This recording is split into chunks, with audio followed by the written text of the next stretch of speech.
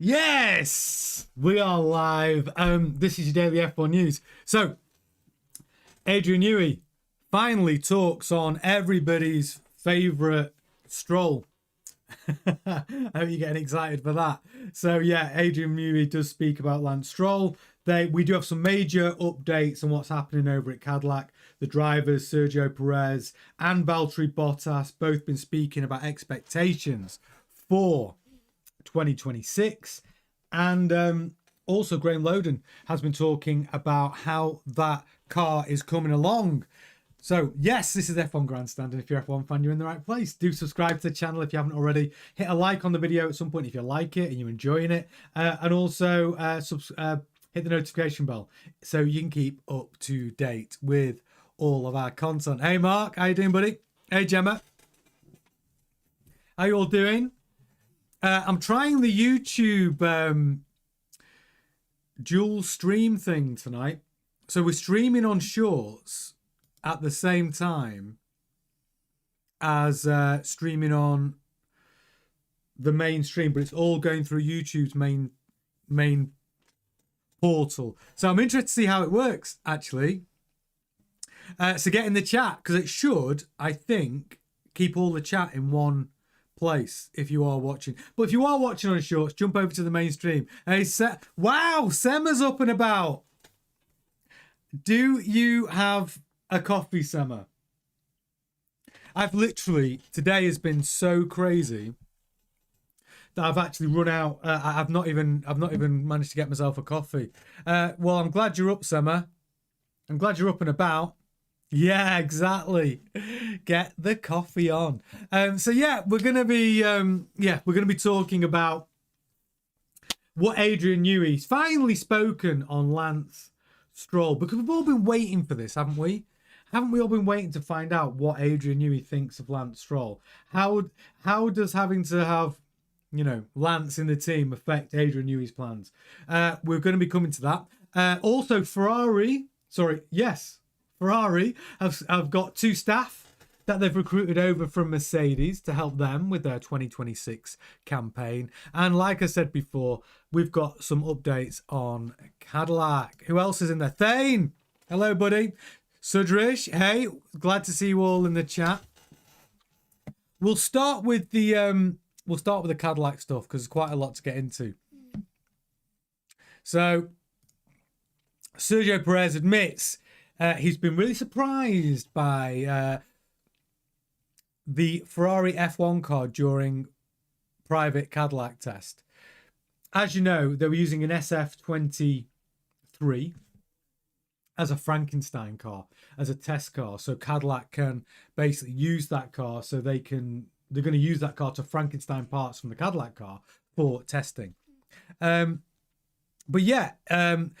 But the main thing is, it's not about that. It's actually about the expectations that Perez and Bottas have for 2026. And I think it's quite surprising, actually, because we've got both drivers saying, well, let's just pull it up.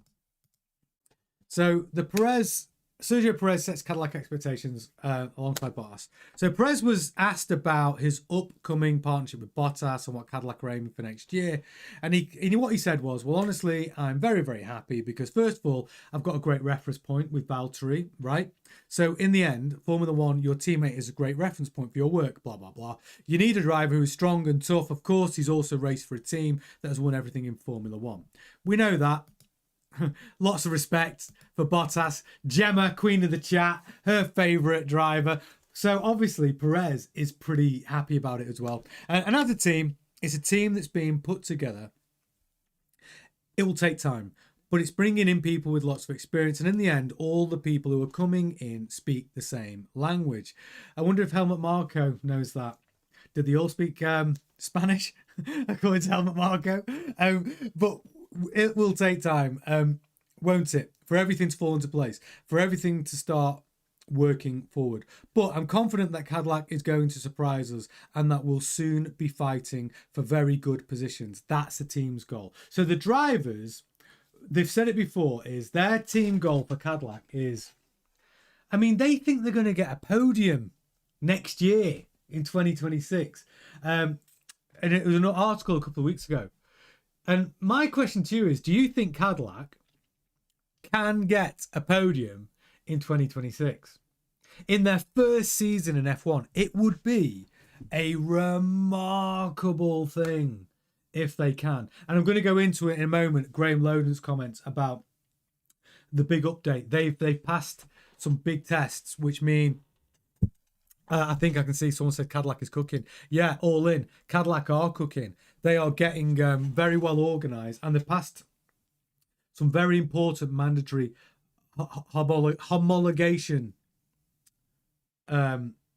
tests for the rear end, the chassis, and the engine. So, monocoque. Sorry, not the engine. The monocoque, the rear end, and the chassis. So yeah, here's my question. All in says Checo got a P3 with Sauber. Yeah, he did. Yeah. And Kyle says Cadillac's been working on their 26 car longer than anyone. Well, we're going to get into that because there's a big article in the race today where Graeme Lowdon spoke for the first time on where Cadillac are up to. All in, you're saying 3 podiums for Cadillac next year. Oh, we got 3 podiums with Sauber.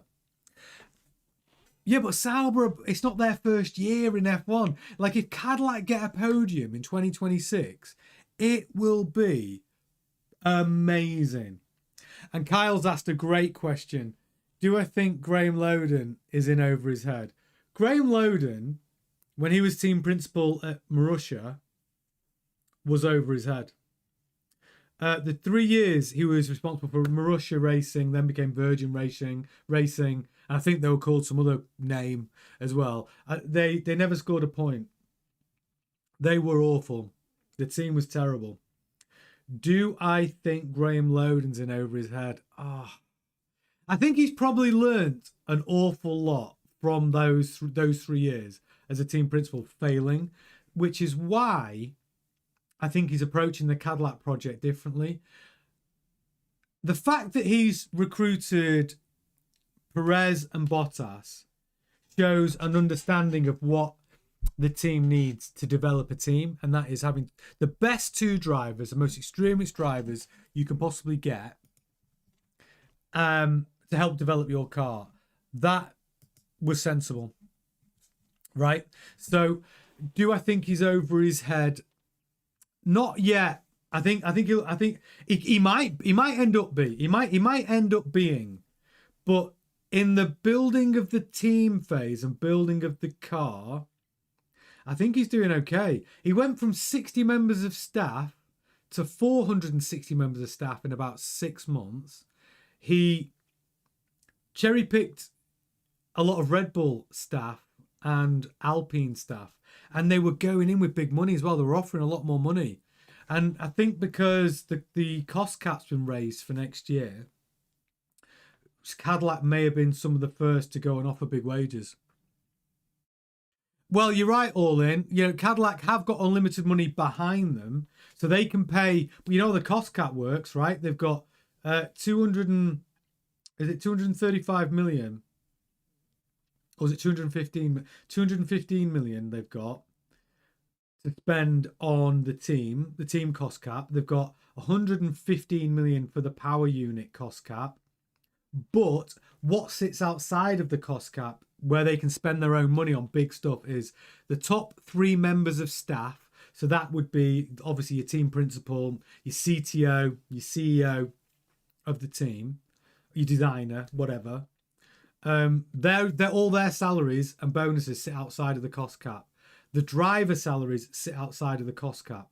So really, even if you're super wealthy, your only benefit is you can pay more money to your drivers and you can pay more money to 3 senior members of the team. But that's it.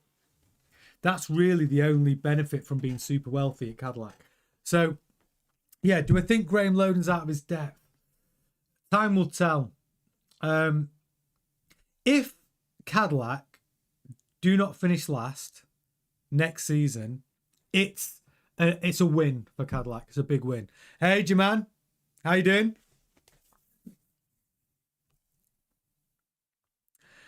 Thane, that's an interesting point. I'd never thought of that. Thane just said, isn't Cadillac at a disadvantage since they have to pay more due to tariffs? Well, would they? Because the team, they've got a factory in Silverstone, haven't they?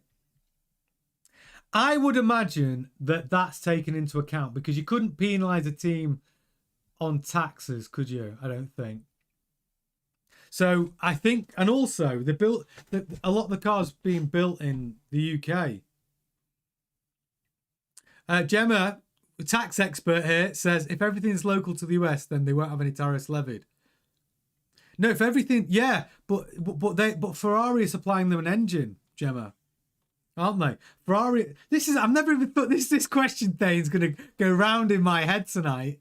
Because I don't know, how does the tax work? If you're an American team and you've got taxes levied in America on goods, I don't know is the honest answer. Or would they have an entity in the UK that's able to purchase the Ferrari engine, the parts that they're going to be using, the supplies, who knows where they're getting their carbon fiber ingredients from. I don't know. It's a good question. Thane, I honestly don't know. You stumped me there. I don't know whether the American team has to pay more in taxes, or whether how that is accounted for in the cost cap. I'm gonna have to ask you. And do you know what? It's bothered me that much. So I'm gonna have to ask ChatGPT. I don't know, Thane. You blow my mind with that question. I don't know. Kyle says, I wish Cadillac would have grabbed Otmar for Team Principle. I wish Cadillac had grabbed Christian Horner for Team Principle. That would have been good. Could you imagine? Christian Horner, Team Principle at Cadillac. The Americans would love him. So yeah, so let me take you through what the actual big update is on their car. So the drivers, so to round up what the drivers are saying is the drivers believe the Cadillac, they can get a podium next year, and that they will be competing for points. That's the driver's expectation, year one for Cadillac. That's a bold, by the way. That is a bold statement from Perez and Bottas. But I'm here for it. I hope it happens. But let me tell you what the race have been saying. So they passed. So Cadillac has cleared a big milestone on the way to its Formula One track debut in January. Earlier in December, Cadillac passed the mandatory FIA homologation test for the whole rear end of the car and the monocoque itself. The FIA technical regulations detail more than 20 areas across 17 pages with homologation and testing requirements for various areas, including the front and rear impact structures, test of the survival cell, the monocoque, and the engine separation calculations. What Cadillac has passed with its chassis includes a frontal impact test with a force of at least 52 G, while the gearbox casing a rear impact structure it is designing has to survive a dynamic rear impact test that involves them being fixed to the ground while a solid object weighing 875 kilograms is projected to it at 11 meters a second. So passing these tests by early December is something that everyone at Cadillac is super pleased about and proud of, because that means that they can now move forward now to actually getting a car ready for January. God, it's so soon. That is so soon for Cadillac. Like, Cadillac are going to be January 26th. They're going to be in Spain testing their car. I mean, that is crazy. So if Cadillac had failed any of those tests, it would have to have a major redesign that would obviously cause a big delay, and maybe they wouldn't even make that test in Barcelona in 26. So it is a very, very big update that they've managed to pass those homologation tests. It's good. It's good. It just shows that actually when you ask about Cadillac and Graeme Lowdon, they're obviously getting their shit together, because that's no easy feat. You got to remember, Cadillac, I mean, they last March, so less than a year ago, as in March this year, they had 60 members of staff for Team Cadillac. They've now got nearly 500. They've built a race team, and that was what Graeme Lowdon's biggest challenge was going to be. How the frick do we build a race team in Formula One? Yes, they've got IndyCar experts, I would say, in Cadillac. They've got other expertise within the Cadillac group they've brought in. But still, to build a race team that quickly, I'm telling you, is pretty impressive. And so Cadillac's on schedule, according to Lowdon, but the super complicated cars require, this is what Lowdon says, 85,000 components to be designed, manufactured or subcontracted to have everything required for the season opener in Australia, in Melbourne. And if any of those things are late, it can impact your ability to test or race. And as such, Cadillac's prioritised delivery over everything else. So yeah, it's pretty impressive. And he's also put, we've got programs in place to catch up on those areas as well. The good thing about the 26 season is there's an awful lot of testing opportunity. But he's basically saying that everyone's saying that Cadillac are on track to have a car on the grid in Melbourne. Now that honestly is pretty crazy that Cadillac have got their shit together so quickly. Oh, somebody put something about the tax. The tax tariff situation. I love this. Jaman's in there. The tax tariff situation is why Andretti originally set it up as a dual headquarters. One USA, the other in England. Because they have a headquarters in the UK. They've got a factory, obviously, haven't they, in the US, but they've got a factory in the UK as well. Because that's what Lowdon was saying. He goes, we have nothing. This is what he was saying when he was announced Team Principle. Said, we have nothing. We have no factory. We have no team. We have no car. We have nothing. Yeah. And so the fact that Cadillac are going to be are hitting their milestones to be ready for Melbourne, and not only that, to be ready for the testing in Barcelona in January is absolutely awesome. I'm here for it. I can't wait. I tell you, I absolutely can't wait for it. I'm rooting for Cadillac. I'm actually rooting for it. Gemma says I love it for Bottas. Yeah. Is Mario Andretti still involved with the Cadillac team though? Because I thought they'd basically put I know Mario Andretti's involved with Cadillac in other areas of racing. I think in IndyCar and etc. But with Formula One, Mario Andretti was trying to get his own team, wasn't he? And the FIA didn't like his application. But Mario Andretti was trying to bring another team, the 12th team to Formula One. Andretti was trying to get that license and they turned him down. I don't know whether they turned him down for good. So Kyle says Mario is a spokesman for the F1 team. Michael is the only one they kicked out. So Michael Andretti got kicked out, but Mario is still responsible. Still part, like an ambassador. So he should be. He's the only. Can you name another American who's won the Formula One world title? I can't. He should be. He should be freaking royalty. F1 royalty in America. Mario Andretti. Jaman said the Cadillac taking over. They added another engine factory location. Well, it wouldn't surprise me because Valtteri Bottas, by the way, on his last visit to Cadillac, said, "Oh, the factory's looking amazing. I can't believe how far they've come." And then he let slip that Cadillac, and he said about that they're going to have their own engine by 2028. And I don't think he was supposed to sort of talk about that to the press, but yeah, because they've got to deal with Ferrari. But yeah, Cadillac will have their own power unit 2028. All in says Checo can get a win. Red Bull may have created a beast, giving him cars only comparable to a Frankenstein. It's true that, Checo, he's been very open about the way Red Bull treated him, and that he literally didn't have the same car as Max. And his final year, where he was still the quickest of all the second Red Bull drivers that have come after him, comparatively to Max, he did not have the same car. I mean, I don't know why Red Bull do that. I don't understand that philosophy. Give both your drivers the same car if you want to win the world title. Daft. Yeah, I agree. Hey, old guy. Phil Hill in 1961. I love a bit of trivia. I love a bit of trivia, old guy. Phil Hill, 1961, US F1 driver. Did he win the world championship, though? Did he win it? I don't know. It's a bit before my time, that one. But did Phil Hill win the world championship? I hope he did, because that would be a great bit of trivia, old guy. Mark Reeves says, think Checo will be on fire. I do. But I don't rule out Bottas. I think Bottas is going to be on fire as well. It's just laziness from RB. I don't even think it was laziness. I think it was...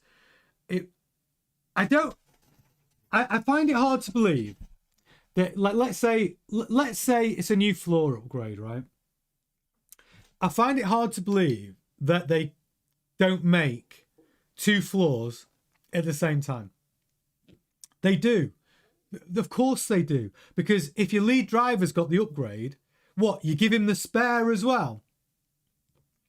And I think that's the difference. If you're Max Verstappen, and let's say they could only manufacture 2 parts, like 2 floors, what? You just keep those 2 floors for Max, and then your spare driver, your second driver's got to run an old floor, just in case Max's floor gets knackered, so they can keep his car with all the new parts on it. And that's what I think happened, because as soon as Laurent Mekies took over at Red Bull, first thing he did was say, Yuki, your car is not the same as Max's. Here's the same floor that Max has got.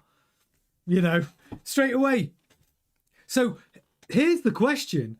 What freaking car was Liam Lawson driving for those 2 races? Right? It's a fair comment. If the first thing that Laurent Mekies did when he became team principal and Yuki was already in place as a number 2 Red Bull driver was upgrade Yuki's car to be the same as Max's, we have to ask the question, what the hell was Liam Lawson driving around in?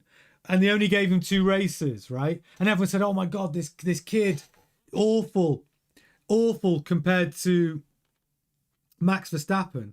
But if he was driving again another Sergio Perez Frankenstein RB 21 without the upgrades, Liam Lawson sounds like he could have been shafted, like even just in a incredible way. Really could. Oh, God, chat. I'll check the 1961 A motorsport prodigy from a young age. Phil Hill became the first American to be world champion in Formula One in 1961 with Ferrari. Ha! Love that. I love a stat. Old guy chat. Anytime you want to chuck in some stats like that, you are more than welcome. I love it. I love a stat. Brilliant. Phil Hill. Any relation to Damon Hill?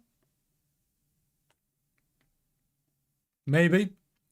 Mark Reeves. Most teams share the upgrades with both drivers. Yeah, they do. Don't think no more to a Max. This might going on. So no more to Max. This might going on so he doesn't get any pressure from the second driver. Yeah. So right. So this is what I'm saying. I think it's unusual, is what I agree with Mark here. I actually think it's unusual that teams don't give both drivers the upgrades at the same time. Like I do. I think it's Red Bull's thing.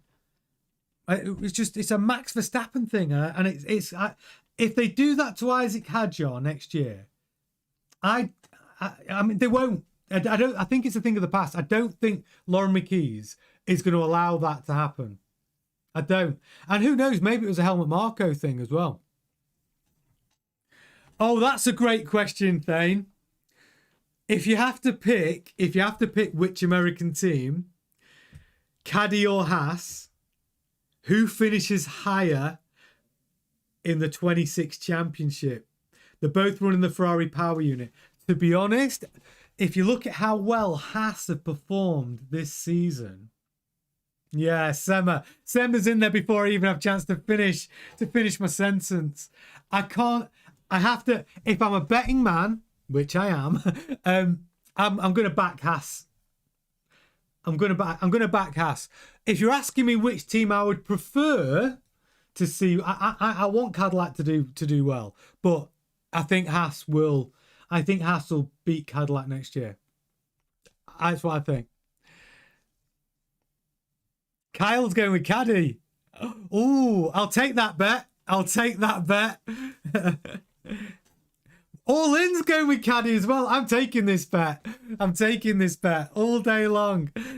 Gemma says, never mind the ground effect era, the max effect era. That's actually Gemma. Gemma, that's actually freaking true. At Red Bull, it wasn't about ground effect. It's a max effect. The Max and Marco effect.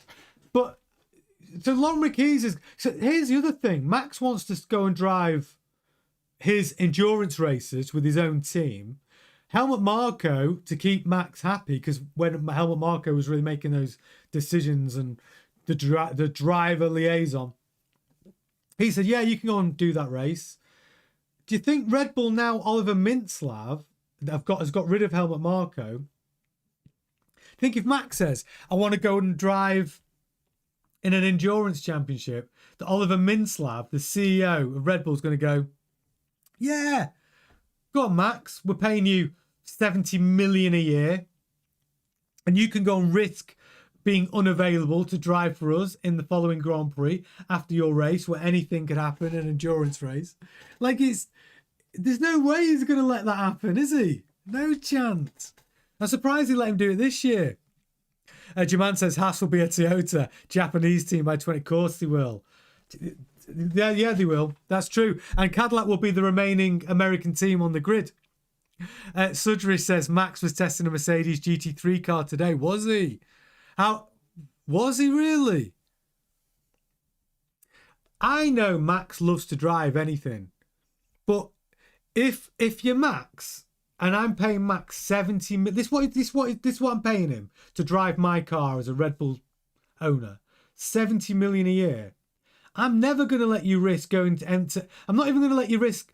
I'm not going to. You can't even go on a push bike race before a Grand Prix, right? There's no way. I'm not paying you 70 million for you to be unavailable because you crashed another car somewhere or someone's crashed into you. It's crazy that they allow him to do that, but they did. Helmut Marko. Oh, Mark says, my last message was totally my phone spell check going nuts. Yeah, I thought you were having a stroke for a minute there, Mark, but I'm glad you're all right. I'm glad you're okay. Marco wrote Max's contract, all the tiny letters. Only Marco knows. Yeah, you have to use the force to read Max's contract. Anyway,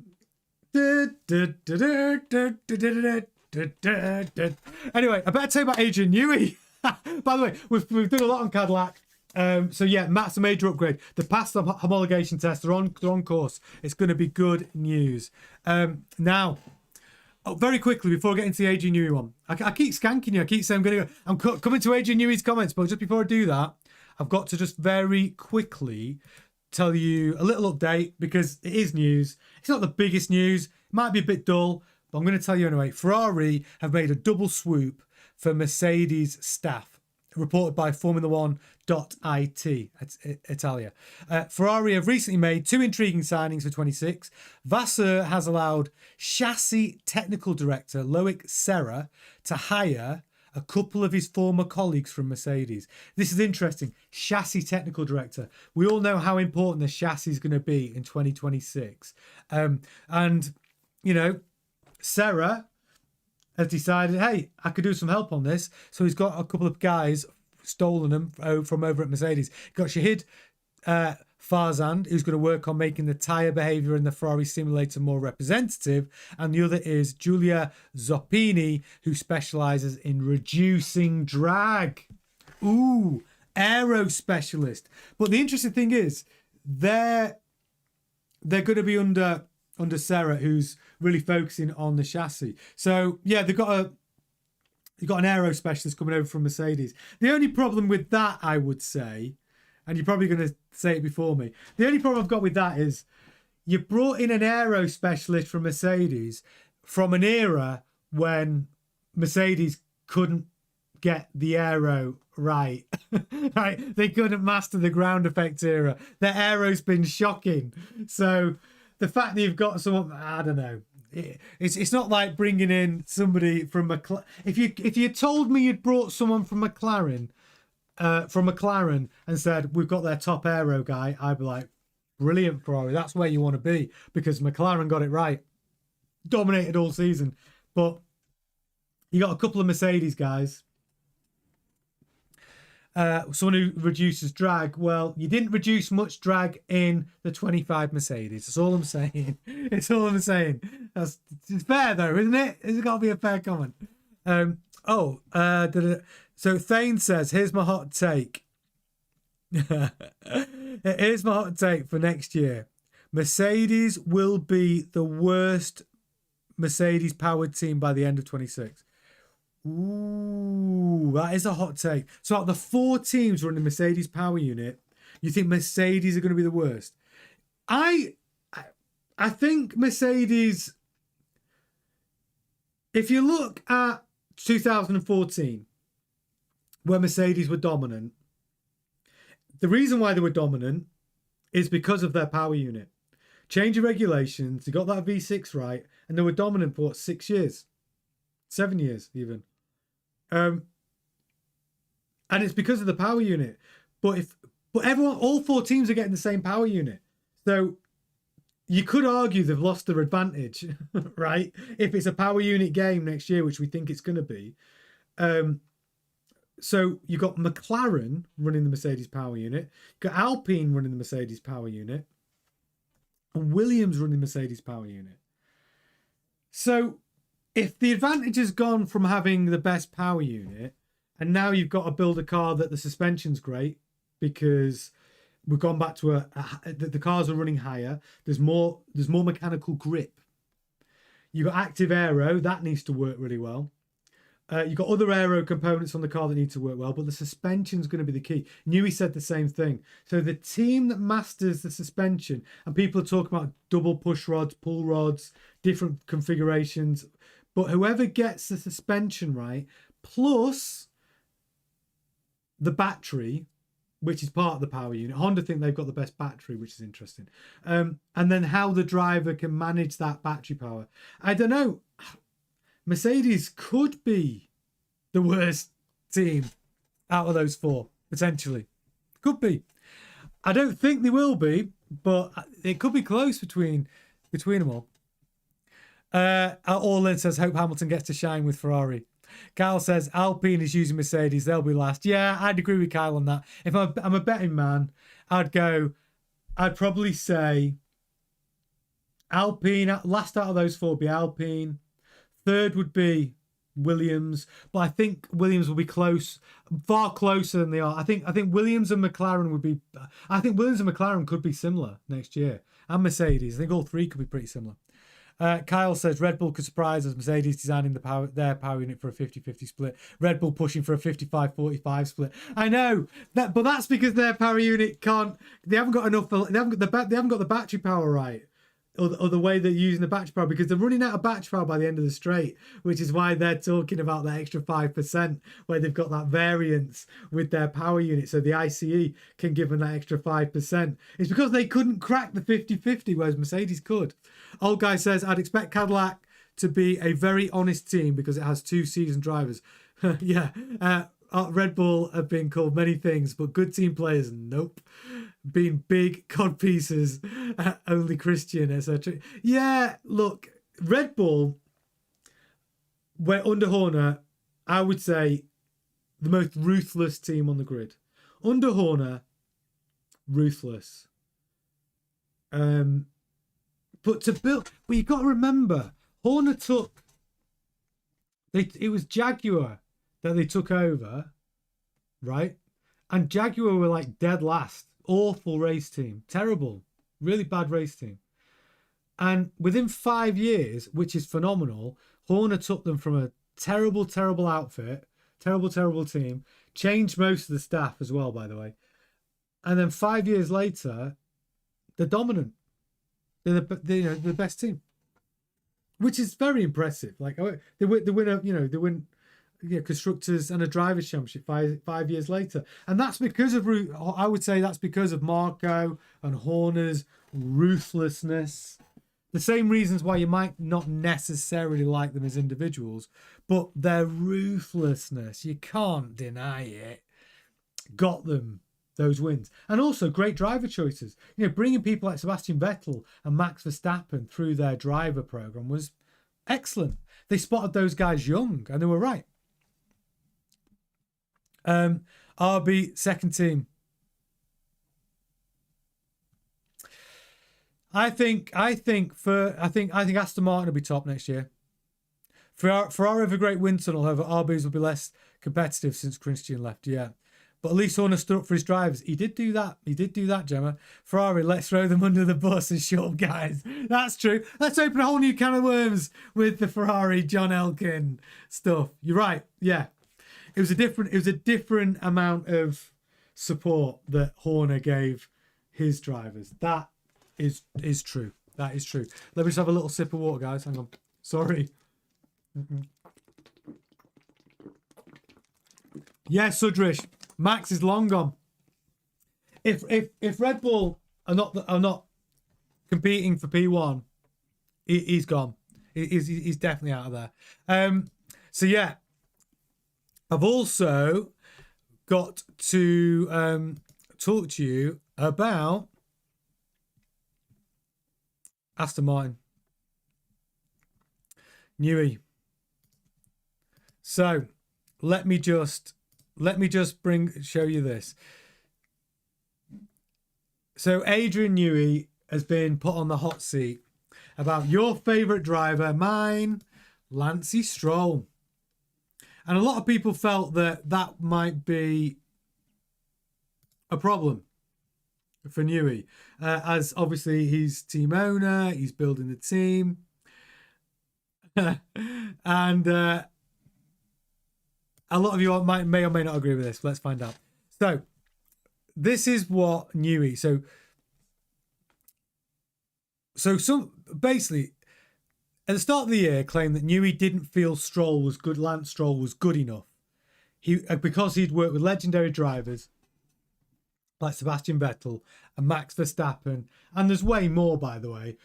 You've got Adrian Newey's worked with legendary drivers. Yeah, in the last few years, Sebastian Vettel, Max Verstappen, but he worked with, he won championships like Damon Hill, Nigel Mansell.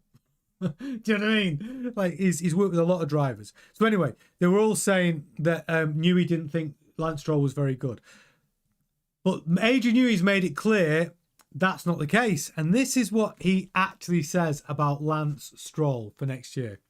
Lance, I think, has an unfairly bad rap, he said via Autosport. When you compare him against teammates he's been up against, Checo, Sergio Perez, Nico Hülkenberg, Sebastian Vettel, and now Fernando, then he's been right up there. Any driver who gets to Formula One is clearly very good. But I think Lance is much better than people give him credit for. That's what Adrian Newey thinks about Lance Stroll. All of you Stroll bashers, you know who you are in the chat. Yeah, so Gemma says Papa Stroll changed his last name when he started importing, exporting. But yeah, Lance Stroll, Adrian Newey is backing him. He's all in on Lance Stroll for next year. He feels that Lance is better than people give him credit for. But the main problem, according to Christian Danner, who's a former F1 driver, he said that the problem with Lance Stroll isn't his driving, it's his attitude. It's way more of a problem than how quick he is as a driver. And he makes this really interesting comment. He said he believes that the grumpy demeanour that Lance Stroll has is not only a distraction for the whole team, but he's got a reason behind it. It's because Lance Stroll is the only driver on the grid who treats driving a Formula One car like a job, whereas everyone else treats it like a calling, a privilege. But Dana reckons that Lance Stroll treats driving an F1 car like a job, like it's, you know, it's not. It doesn't seem fun for him. And so what Dan is basically saying is he needs to change his attitude. He needs to get back to the thing about this is a freaking privilege. You know, it's a calling. This is like you drive because you need to do it, not because you have to do it, because you need to go and do it because you've been told to do it. And I thought that was quite an interesting, you know, an interesting comment, because he said that he's talking about his bad. He said, said, I wouldn't be so hard on him and say he doesn't belong in Formula One. What Lance Stroll completely lacks is any spark of enjoyment in what he does. That's why he constantly comes across as bad-tempered, reluctant, and grumpy. It's distracting. This indifference is extremely out of place in Formula One. In a normal environment, there would have been plenty of reason to show him the door. But Aston Martin is simply not a normal team environment. So that's what Dana has to say about Lance Stroll. But Adrian Newey he's backing him. He's backing him. Ha! I love that. Kingsfold Bob, welcome to the chat with the funniest comment ever. Nah, 100% of it's his driving. Yeah. Well, listen, it's funny. Oh, God, I'm going to catch up with this. There's lots going on with Lance Stroll. Boom, Stroll, World Driver Champion 2026. Kyle says, I love Stroll. Sam laughing. Newey on Spice. Newey on Spice. Yeah, biggest fan car. Kingsfold Bob said, nah, 100% is his driving. Jaman says, Newey's playing Papa Stroll politics. This could be true. 2026 will be Lance's last chance in F1. I think it should be his last chance in F1. If Newey gives him a good car in 26, even Lance Stroll's got to admit, and let's say Fernando Alonso wins the World Drivers' Championship. If Lance Stroll isn't second, it's time to go. You know, it is. He'll probably move on off his own choice. Then he says, yeah, because F1 doesn't have an F1 driver attitude problem in general. Not that, but it's a different sort of attitude problem. Most drivers have an attitude problem when they don't perform because they think they can do better. It's like there's a different feeling around Lance Stroll. It's like, I don't know. It's a bizarre one, but I do think maybe it is that he needs to find the joy of it again. Oh, and then people talk about Lewis' attitude all the time. He doesn't have it pure and simple. Alonso is destroying him, and that's true, Summer. Alonso's destroyed him every single Grand Prix. Kingsfall Bob said, not that good on a push bike either, I hear. Yeah, well, it was just that's where he got his injury. But do you know what? When he got that injury on the push bike, he actually came to drive, didn't he? Did he miss a race and then drive the next one, then have to stop because of the injury? Yeah, Kingsfold, 100%. Behrman be one to watch next year, 100% in the Haas and be in the Ferrari in 2027. Of course he will. Behrman's looking like a shoe-in for a Ferrari drive in 2027 because I can't see Ferrari's going to be good in 26. So I think you could end up losing Hamilton because he gives up if they're awful and he has a terrible season, and Leclerc because literally every other team on the grid wants him and he'd probably end up at Aston Martin. Livewire. Excuse me. Livewire says, I'd love to see Stroll and Yuki drive the McLarens. I actually think Stroll will be pretty quick in a McLaren, you know. I don't think Stroll's as bad as you might think. Gemma says, read my comment, Tony. Maybe he feels the pressure to perform and take it seriously because his dad has invested so much money. So you think that Lance doesn't want to be an F1 driver and he's doing it because his dad's told him to? I mean, can you imagine doing a job because your dad? I mean, people do, I guess. Maybe, Gemma. That would be awful. Though. I'd feel really sorry for him if that's the case. Jaman, maybe Stroll can be Max's second driver in 2027, like Yuki. Yeah. Well, could you? I don't. That's the thing. If Lance Stroll was Max Verstappen's second driver, he'd just throw all his teddies out the car.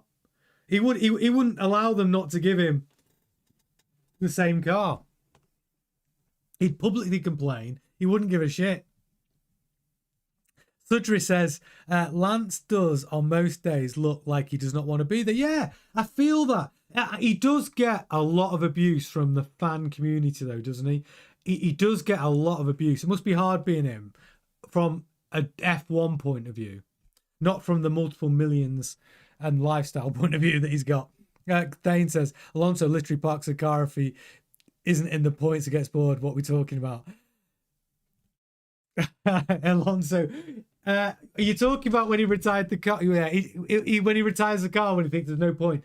Yeah, but he did that. But he did that because I know what you're talking about. Was it 3 races ago? He do that. He saved the engine. If you might as well save the engine for the next race, because you know how many engines you're allowed? 4. Old guy chat. In my opinion, Newey needs to bin Stroll Jr. as he's not been competitive. But that was back in May. Christian Danner, another pundit like Ralph. But perhaps Adrian will kick Lance in the butt. Maybe. Look, here's what I'm hoping. Here's what I'm hoping for Lance Stroll. Because I've said it before, and I'll say it again. I have seen Lance be quick over a lap. I've seen Lance be excellent in overtakes. I've seen Lance be great in the wet. Do I think there's a good driver in there? That, like, he needs Yodering. He needs, like, maybe Adrian Newey can Yoda him. Like, he can, help him get the best out of himself. Maybe. But I do agree with everyone that's saying that really next year's his last chance. He needs to beat his teammate. I say this about everybody. Lewis Hamilton, talking about world championships. Forget that. Talk about beating Charles Leclerc. Just concentrate on that one thing. Beat Leclerc. Otherwise, there's nothing beyond that. There is nothing beyond beating your teammate until you're beating your teammate. Once you beat your teammate, you then worry about beating everybody else. If you're not beating your teammate, forget about it. Like, seriously, every driver should look at it that way. Forget who you're racing against. You're not going to win a world championship if you can't beat your teammate. And that's Hamilton's big thing now. People should not talk about eighth world championship or Ferrari winning a world championship. If you're Lewis, you've got to just talk about in your mind, I need to beat Charles Leclerc. Simple as that. And Lance Stroll needs to beat 45-year-old Fernando Alonso next year. Can he do it? Surprise me. Mark says Yuki sleeps in his Racing Bulls race suit because he can't wait until the 4th race of next year. Oh, Mark. Who? All right, here's a question for you. Out of the 4 drivers, Max Verstappen, Isaac Hadjar, Arvid Lindblad, and Liam Lawson, who is most likely to lose their seat to Yuki Tsunoda? The quickest.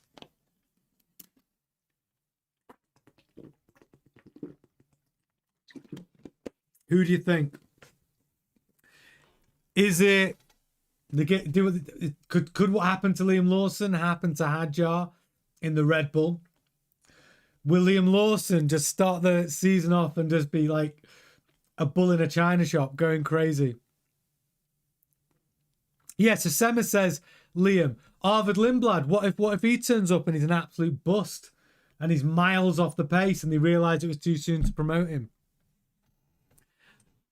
I think really when Yuki was talking about how he believes he'll get an opportunity next year, I honestly believe he's talking about Liam Lawson.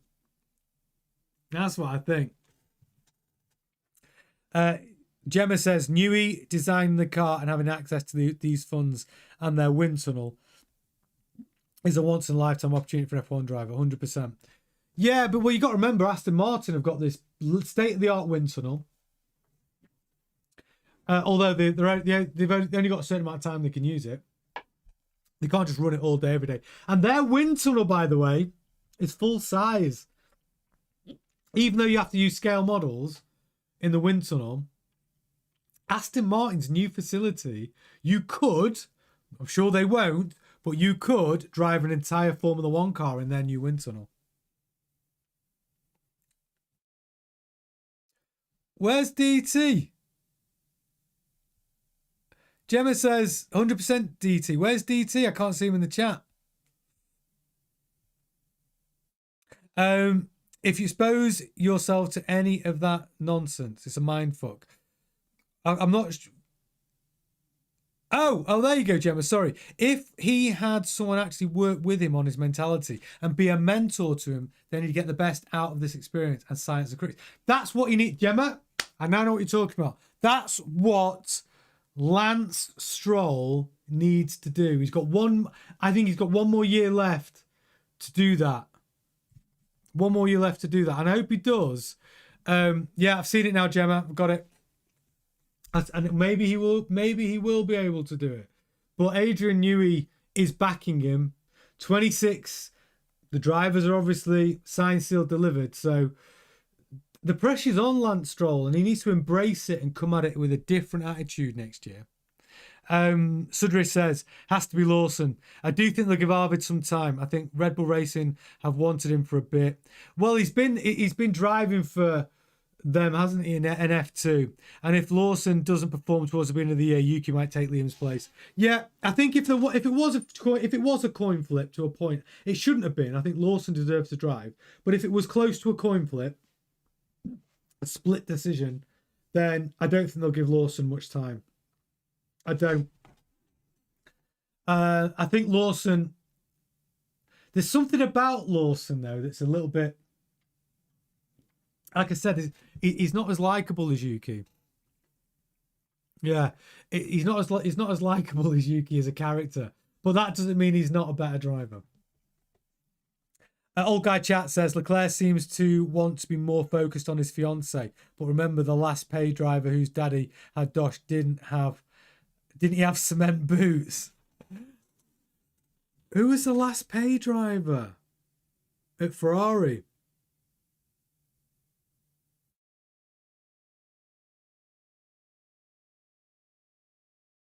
I'm not sure. The last pay driver at Ferrari, who would that be? Tell me what you mean, Old Guy Chat. But yeah, Ferrari's an interesting one. And Leclerc, he's delighted he's getting married, obviously. He's delighted about getting married, but I don't think he's lost any speed or I don't think he's lost any focus. I think Leclerc is desperate to win a World Drivers' Championship. He was desperate to do it in a Ferrari, but now I honestly think this is it. Last season he's going to give to them is next season. Last season he'll give to him. Thane says, based on the way Lawson drives, he'll get a race ban. Herta in F2 next year for a 27 drive. I like the fact. I tell you what I like about Herta is the fact that he chose to leave IndyCar to come to F2 as one of the older drivers in the field in order to get the required amount of super license points to compete in F1. Like, Colton Herta is obviously staking his claim to a Formula One seat at Cadillac in 27. And I respect that. I do. I respect that a lot because he's not raced in F2 before. He's going to be one of the older guys in the grid. And I think he'll know as well that F2 is uber competitive. So if he can win in F2, I actually think that's a better indicator of how well he's going to do in Formula One. That's what I think. But yeah, I think I respect Herta. I do for doing it. Jaman says, most likely if Liam has trouble very early, he's replaced. Yeah, Harvard Lindblad gets half the year to prove himself. It's all up to the crash frequency and dollar. That's true. That's true. He can be slower than Lawson, but if he bangs up the car all the time, yeah, puts it in the wall, they won't forgive that. They'll forgive you being slower, but if you are putting that car in the wall every race, no. True. Jaman says Carlos Sainz, probably Santana backing will be on Williams. What, Santana backing will be on the Williams next year? What, as in Santander, the bank, the Spanish bank? Sudri says, yeah, you could hear it in the way he was talking in interviews after Abu Dhabi. Leclerc and literally said that it hurts not to be fighting for title at this point in the press conference. Yeah, this is it. Kingsfold, Bob, 100%. Yeah, exactly. Herta. And the thing is, Herta knows if he, let's say he wins F2 next year, because you got to remember about Herta, or people that don't know about him. He was a phenom in his first few years. He was the youngest, wasn't he the youngest driver to win Daytona and Indianapolis? Like, it was rookie of the year, wasn't he? Like, the kid was quick. So if Herta can find that pace in F2, and F2 is so competitive, if he can win F2 next year, he'll be a good F1 driver. Thanks to F1 drivers that go into Indy don't do well. Now that an Indy driver coming to F2 should be on the grid, be worried. I think the best thing about F2 is, I actually think if you're an IndyCar driver, doing a season in F2 is very sensible. Because the F2 cars are the closest thing you're going to get to driving an F1 car that isn't an F1 car. Yeah, so it's the best preparation. And don't forget, he is driving with Cadillac as a test driver.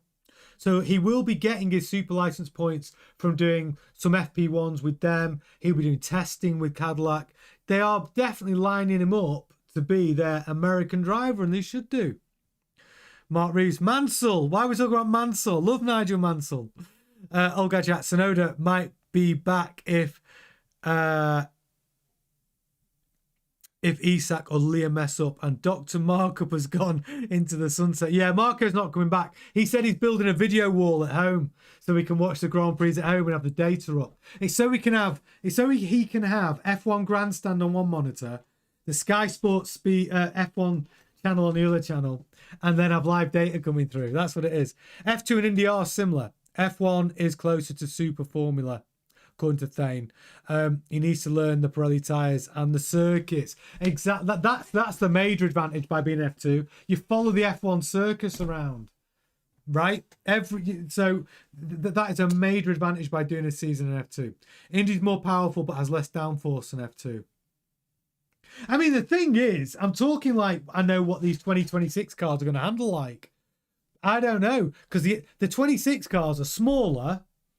They've got, the tyres are smaller. The brakes are smaller. They're lighter. They're not, the 50-50 hybrid. I don't know. I mean, and they've got a battery in them. So I don't even know. Will an F2 car handle like the 2026 F1 cars? Will anything handle like the 2026 F1 cars? Actually, I'm not sure whether anything will feel like those cars, because they're going to feel completely different. They have done this year. So interesting. I don't know. I don't know whether next year's F2 cars will feel like next year's F1 cars, any similarity whatsoever. I don't know, but I would be interested to find out. Thane says the weight to size ratio of the 26 is actually a bit heavier due to the extra battery. So what you tell me is they're slightly heavier, even though they're a smaller car and smaller tyre, or are you saying the weight to size ratio? Oh, okay. Because they are smaller. I don't know. I just need to see that. I just want to see one out on track, right? I just want to see one going around a track. And we're not even going to get to see the Barcelona stuff, are we? Because it's a private test. We'll hear all about it though. We've got some people who we'll get some inside information from that test, don't you worry. But we're not gonna, I don't know if we'll get any video footage, I'm not sure. Maybe we'll get some released, but it's yeah, it's going to be an interesting one. So I hope you've enjoyed tonight's mismatch. A little bit of Newey, a little bit of Aston Martin, little bit of Cadillac updates. Do you know what, this off season, just let's just get through Christmas, right? And then we'll be focusing on testing in January, and then before we know it, we will be racing again. I can't wait for it, but there'll be loads of news. We've got a lot to come up. We've got to find out what's going to happen with Horner, right? There's going to be other shenanigans, team shenanigans going on. We'll cover it all. But yes, listen, guys, thank you so much for joining me tonight. It's always a pleasure. Thanks to everyone who's got involved in the chat. Lovely to see some new faces. And when I say faces, I mean names in the chat. Great. Make sure you come back and join us tomorrow at 7:30. It's been an absolute pleasure having you all with us. It's a nice old community, isn't it? Nice one, Kingsfold and Old Guy Chat. New people in the chat. Love it. And for everyone else, all of our OGs, Thane, Livewire, Eric Semmer, Queen of the Chat, Gemma, Mark Reeves, all in, Kyle, Semmer, all the usuals. I've not missed anyone. Jaman, of course. Not missed anyone, have I? No, good. Everyone who's been in there, always a pleasure. See you all tomorrow night, 7:30. Enjoy the rest of your evening. Ta-ta.